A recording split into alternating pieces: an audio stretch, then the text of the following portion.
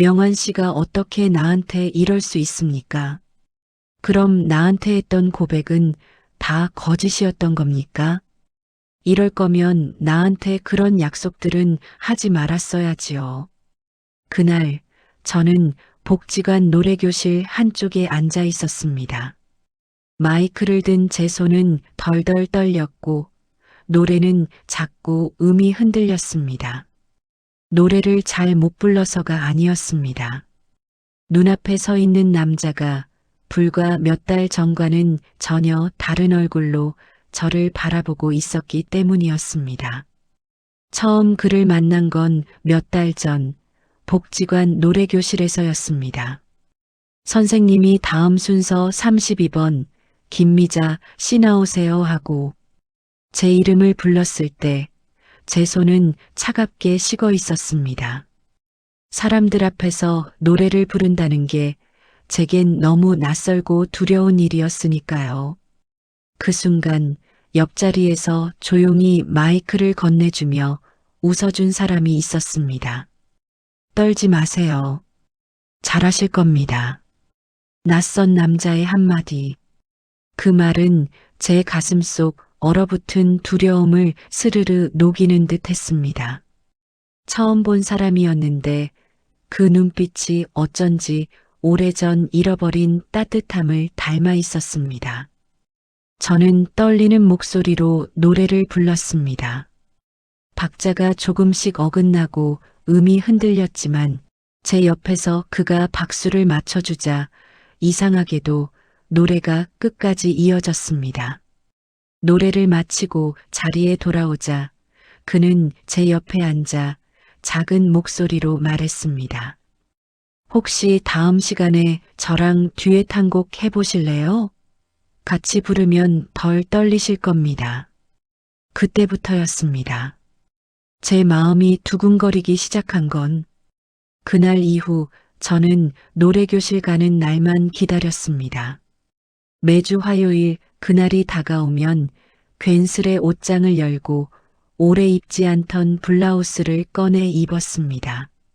집 거울 앞에 서서 머리를 다듬으며 몇십 년 만에 느껴보는 설렘에 제 얼굴조차 낯설게 느껴졌습니다.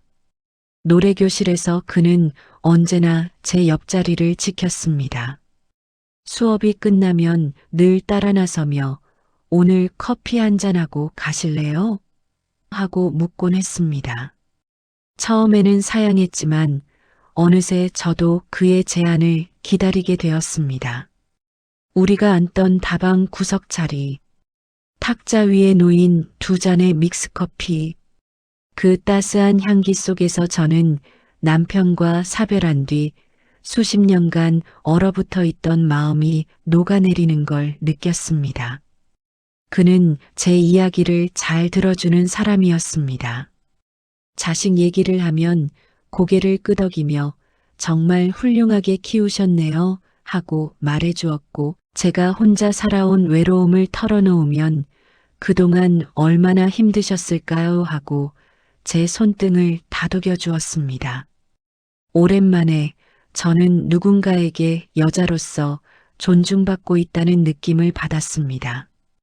하지만 제 마음은 늘 갈등으로 가득했습니다. 집에 돌아오면 아이들의 얼굴이 떠올랐습니다. 큰아들, 둘째 아들, 그리고 막내딸. 엄마, 괜찮아? 우리 자주 못 와서 미안해. 엄마, 요즘 외롭지 않아? 자식들이 제게 건넸던 말들이 떠오르며 죄책감이 밀려왔습니다. 남편을 대신할 사람을 만난다고 하면 아이들은 어떻게 생각할까요? 혹시 아버지를 배신했다고 생각하지는 않을까요? 그런데도 저는 멈출 수 없었습니다.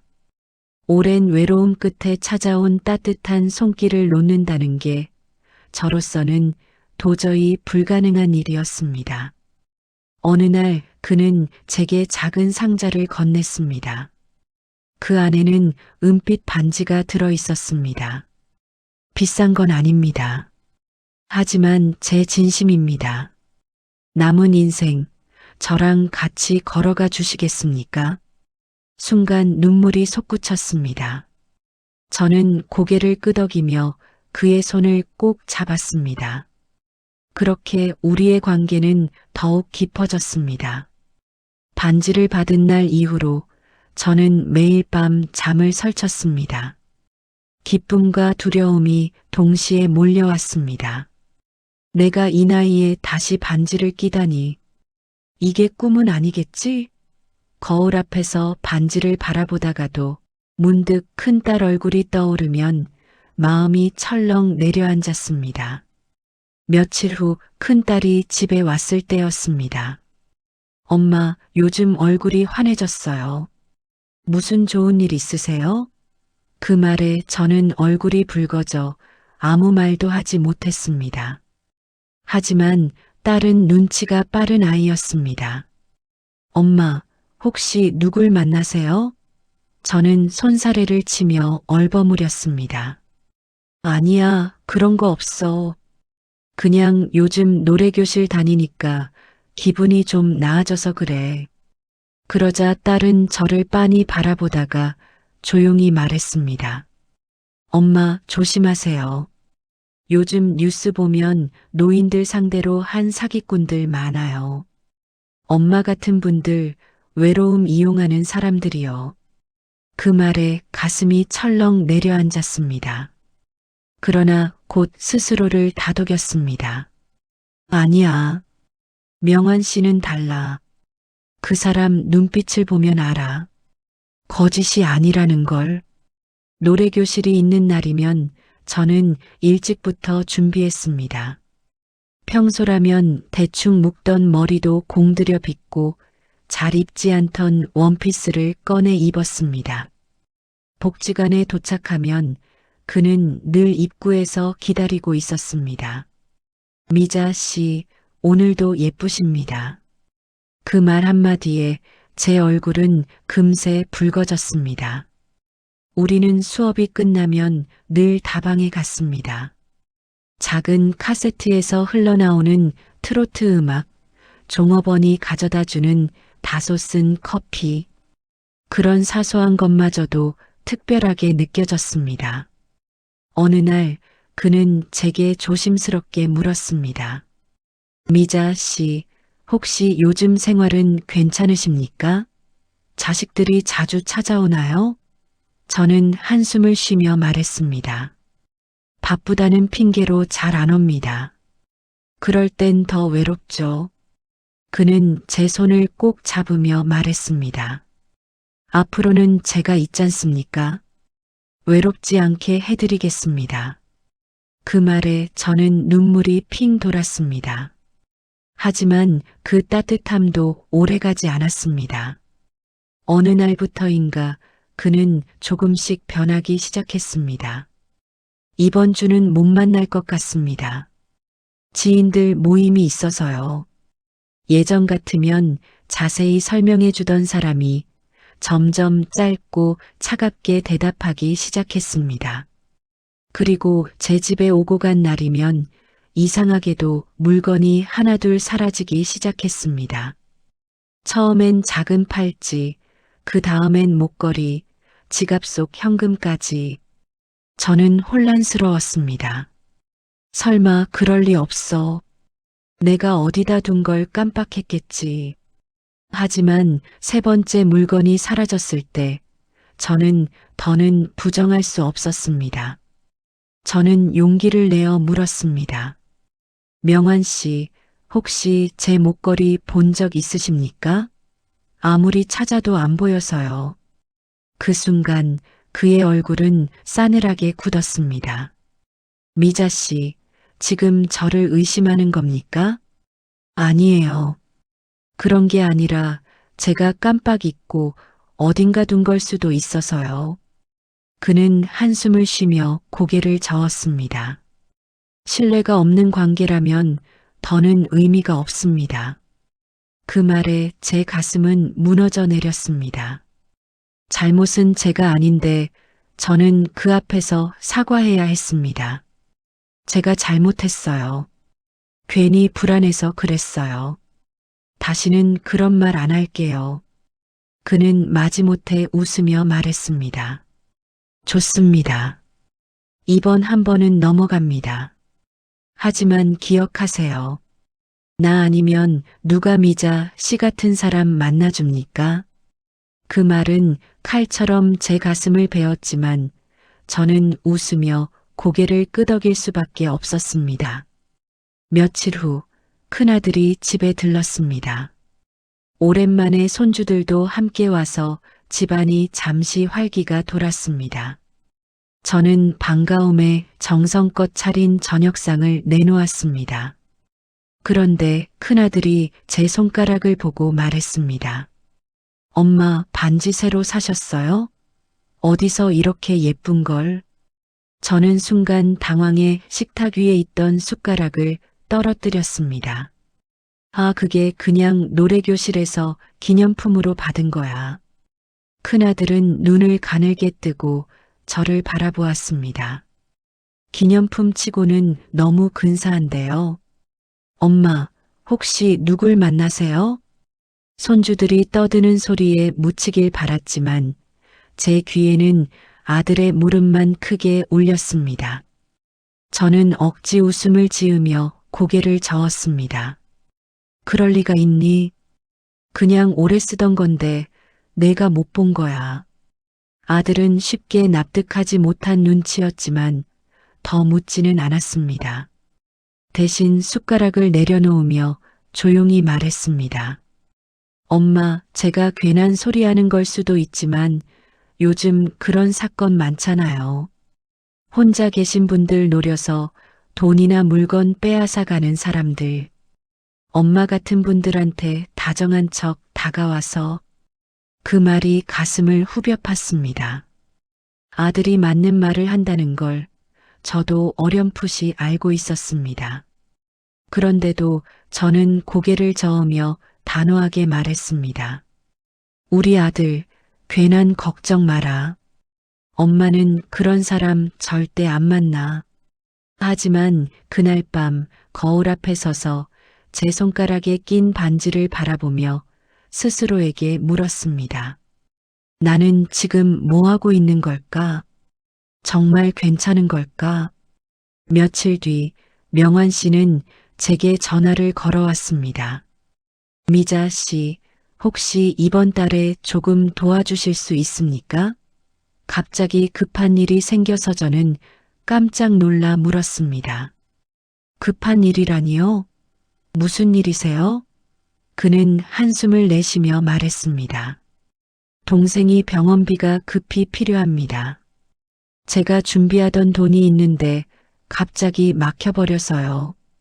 잠시만 빌려주시면 곧 돌려드리겠습니다. 저는 머뭇거렸습니다. 제 통장에는 자식들 몰래 모아둔 비상금이 있었습니다.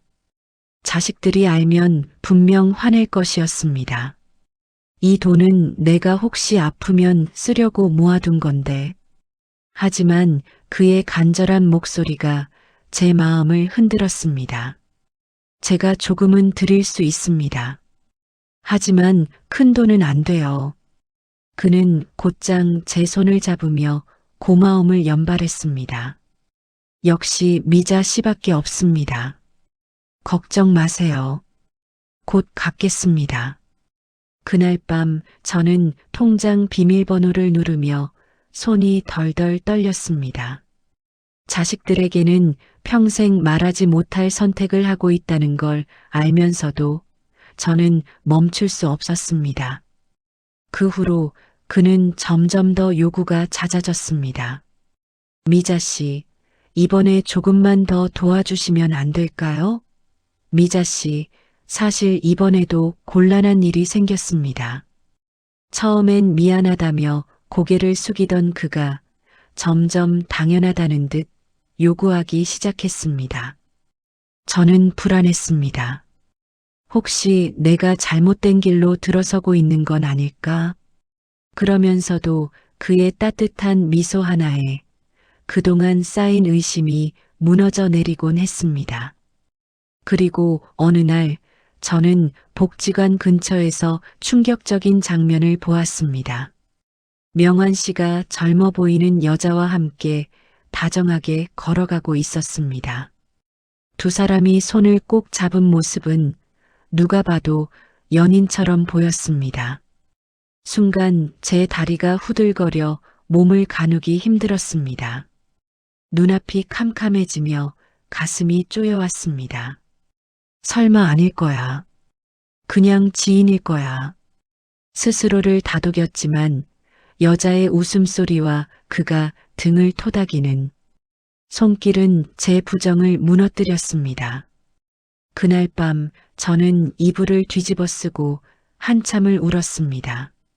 그러나 울면서도 또 한 번 스스로를 설득했습니다. 그래도 그는 내 곁에 돌아오겠지. 나한테 했던 말들이 다 거짓일 리 없어. 며칠이 지나고 저는 더 이상 참지 못했습니다. 명환 씨가 약속을 미루고 연락을 피하는 날이 많아질수록 가슴이 불안해 잠식되었습니다. 결국 저는 결심했습니다. 오늘은 직접 물어보자.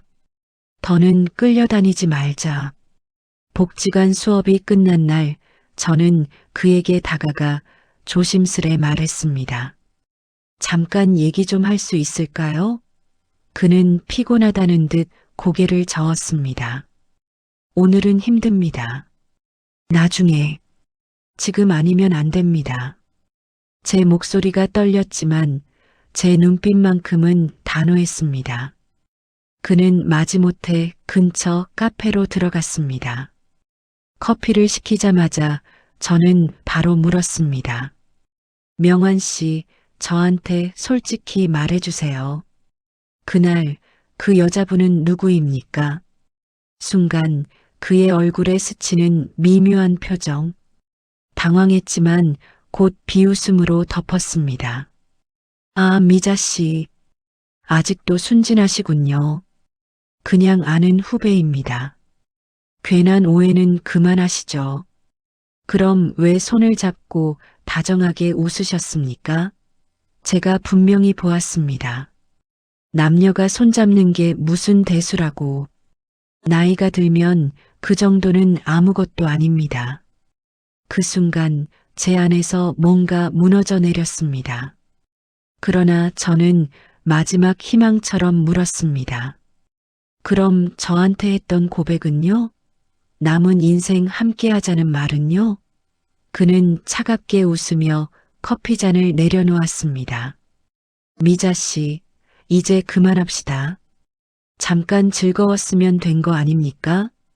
왜 이렇게 집착을 하십니까? 순간 제 손이 덜덜 떨렸습니다. 눈물이 차올라 시야가 흐려졌습니다. 집착이라뇨. 저는 진심이었습니다. 진심? 그 나이에 진심 같은 게 어디 있습니까? 그냥 외로움 달래려고 만난 거지. 그의 말은 칼처럼 제 가슴을 베었습니다. 저는 울분을 참지 못하고 목소리를 높였습니다. 그럼 지금 저 여자가 하고 있는 옷과 가방 다 제 겁니다. 우리 애들이 준 선물들입니다. 돌려주세요. 그러자 옆에 있던 여자가 비웃으며 말했습니다. 이 옷이요? 이 가방이요? 다 명환 씨가 사주신 겁니다. 괜한 소리 마세요. 저는 믿을 수 없었습니다. 분명히 제가 준 물건들인데 뻔뻔하게 거짓말을 하고 있었습니다.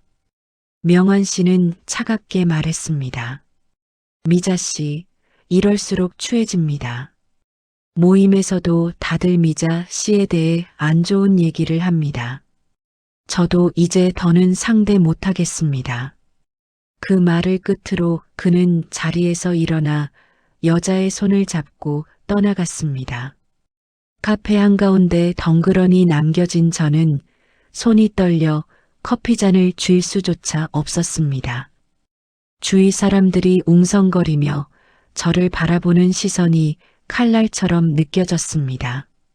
그날 밤 저는 경찰서를 찾았습니다. 숨이 가쁘게 차오르며 형사에게 말했습니다. 제가 직접 보았습니다. 그 사람이 제 물건들을 훔쳐갔습니다. 반지도 목걸이도 가방도 다 제 겁니다. 형사는 무심한 얼굴로 서류를 넘기며 말했습니다. 직접 증거가 있습니까? 사진이나 녹음, CCTV라도 그런 걸 찍을 상황이 아니었잖아요. 눈앞에서 다 봤다고요. 죄송하지만 상대가 내가 선물한 거다라고 주장하면 저희도 방법이 없습니다. 직접 증거 없이는 잡기 힘듭니다. 순간 제 무릎이 풀려 의자에 털썩 주저앉았습니다. 그럼 전 이제 어떻게 합니까? 제 전 재산이 다. 형사는 한숨을 쉬며 말했습니다. 그냥 똥 밟았다 생각하시고 잊으시는 게 좋겠습니다. 그 말은 저를 절망의 밑바닥으로 밀어 넣었습니다. 집에 돌아오자 막내딸이 찾아와 있었습니다. 걱정스러운 얼굴로 제 손을 잡았습니다. 엄마, 무슨 일이에요? 왜 경찰서에서 오셨어요? 저는 눈물을 터뜨리며 모든 걸 털어놓았습니다. 명환 씨와의 만남, 사라진 물건들, 배신당한 순간까지. 딸은 듣는 내내 이를 악물었습니다. 엄마, 제가 뭐라고 했어요? 제발 조심하라고 했잖아요. 그런데 왜 저희 말을 안 들으셨어요? 저는 고개를 떨구며 흐느꼈습니다. 미안하다, 엄마가 바보였다. 너무 외로워서 눈이 멀어버렸다. 큰아들이 도착했을 때는 이미 분노를 주체하지 못했습니다. 엄마, 앞으로 우리 허락 없이 누굴 만나는 일 절대 없으세요. 이번엔 다행히 목숨이라도 건졌지. 만약 더 큰일이 났으면. 저는 고개를 끄덕이며 말했습니다. 알았다. 다시는 그런 일 없을 거다. 하지만 제 가슴속 깊은 곳에서는 말로 다할 수 없는 허망함과 공허함이 소용돌이치고 있었습니다. 경찰서에서 돌아온 지 며칠 동안 저는 거의 먹지도 못했습니다. 집안은 고요했지만 제 마음은 천둥치듯 요동쳤습니다.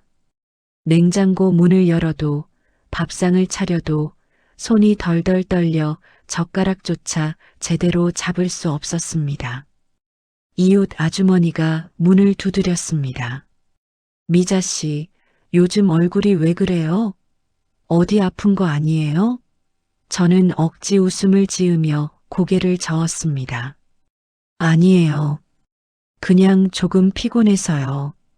하지만 그 눈빛은 이미 제 사정을 꿰뚫어 보는 듯 했습니다. 사람들 입에 오르내릴까 두려워 저는 더 깊숙이 숨을 수밖에 없었습니다. 며칠 후 복지관에 갔을 때 사람들의 수군거림이 귀에 들어왔습니다. 저 사람 명환 씨한테 당했다잖아. 그러게 나이 들어서 연애질은 무슨 꼴 좋지 뭐. 그 말이 제 등을 찔렀습니다. 견딜 수 없이 창피했습니다. 저는 수업이 끝나자 서둘러 복지관을 나왔습니다.